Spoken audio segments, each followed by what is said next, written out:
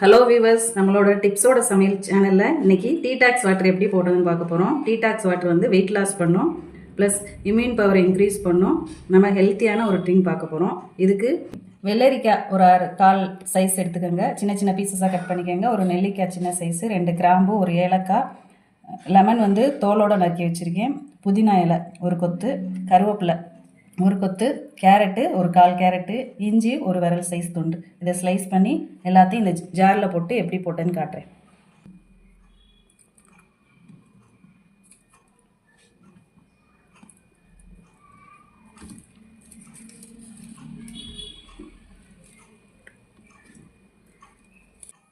இப்போ இதில் தண்ணி பிடிச்சி வச்சுருக்கோம். இது நம்ம காட்டின இன்க்ரீடியன்ட்ஸ்லாம் ஃபில் பண்ணியாச்சு. இதை க்ளோஸ் பண்ணி உள்ளே போட்டு வச்சுருவோம்.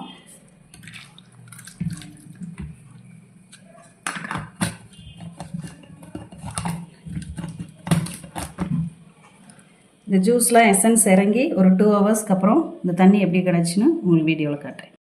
டீடாக்ஸ் வாட்டர் நமக்கு ரெடி ஆயிடுச்சு. 2 ஹவர்ஸ்க்கு மேலேயே ஆயிடுச்சு. நமக்கு எப்படி கிடச்சிருக்குன்னு பார்க்கலாம்.